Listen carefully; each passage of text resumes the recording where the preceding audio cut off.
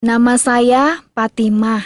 Hingga usia 30 tahun, saya hidup bahagia sebagai muslim yang taat. Suatu hari, saya mempunyai kerinduan untuk mempelajari agama Islam lebih mendalam. Keabsahan untuk menyerang dan perbudakan dalam Islam adalah awal di mana saya mulai mencari kebenaran. Saya membutuhkan waktu 9 tahun untuk menyadari bahwa agama Islam tidak mungkin berasal dari Allah.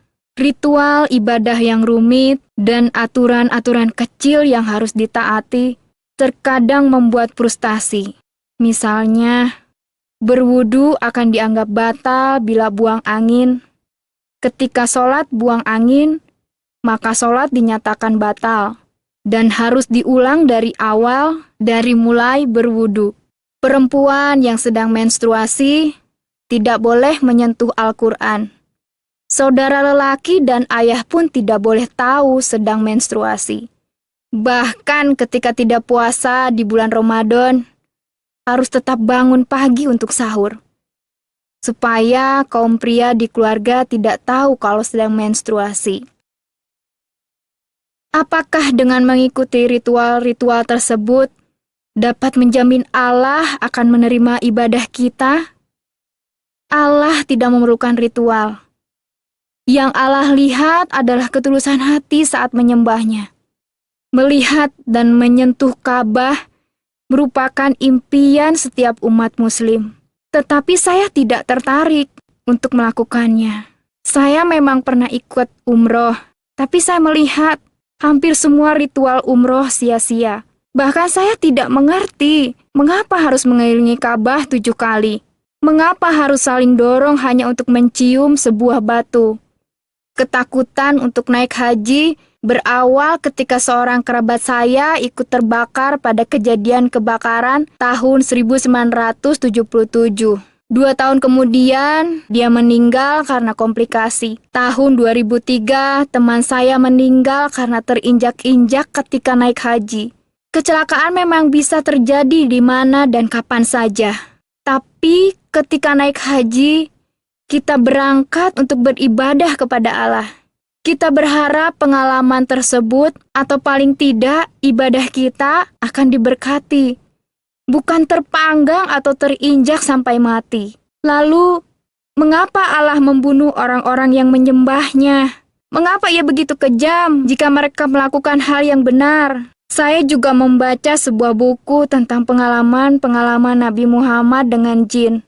Diceritakan bagaimana kondisi fisiknya ketika dia menyatakan menerima wahyu dari Allah. Tubuhnya menjadi kaku, berkeringat seperti kerasukan setan.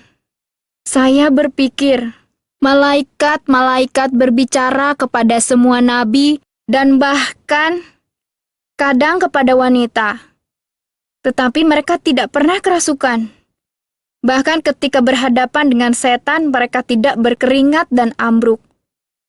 Para nabi punya kuasa mengalahkan roh-roh seperti itu.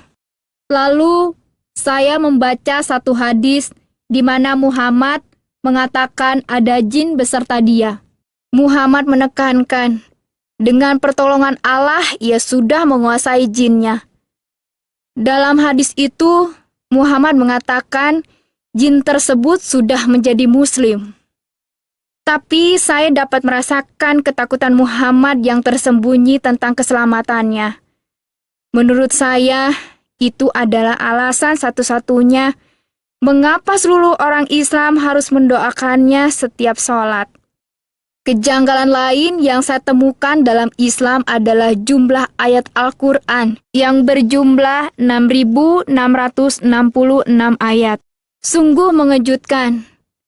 Ternyata angka 666 adalah nomor untuk antikristus, seperti yang tertulis dalam kitab Wahyu 13 ayat 8 dan kitab Wahyu 20 ayat 4. Seorang nabi datang untuk mengubah keadaan yang jahat dan mengubah masyarakat.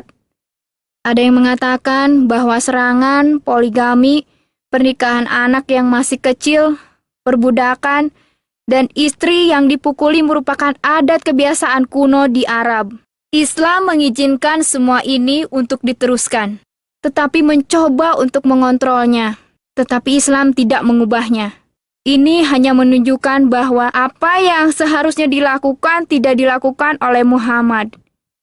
Dia mungkin mencoba untuk membuat garis batasan, tetapi dia juga mendukung kebiasaan-kebiasaan jahat ini di dalam prosesnya. Akhirnya, saya pun memutuskan untuk meninggalkan agama Islam dan menjadi pengikut Isa Al-Masih. Pesan Isa Al-Masih adalah yang terbaik dan paling damai. Dia yang dapat membawa perubahan melalui kasih. Tidak ada yang dapat menandingi Isa Al-Masih, Sang Juru Selamat. Dia tidak memerlukan pujian dari saya karena tindakannya masih terus berbicara dengan kuat. Dia tidak perlu berkat dari saya karena dialah yang memberikan berkat. Saya tidak lagi merasa pahit tentang pengajaran Muhammad karena saya menemukan penghiburan di dalam perkataan Isa Al-Masih. Firman-Nya dengan lembut memberi peringatan. Firman-Nya membuat saya rendah hati dan menjadi manusia yang baik hati. Sekarang saya sungguh percaya, jika kita dengan segenap hati mencari kebenaran dan membuka hati serta pikiran, Isa Al-Masih akan menemukan kita. Sebab Dia telah berjanji dalam Injil, Rasul besar Matius 7 ayat 7, "Mintalah, maka akan diberikan kepadamu. Carilah, maka kamu akan mendapat.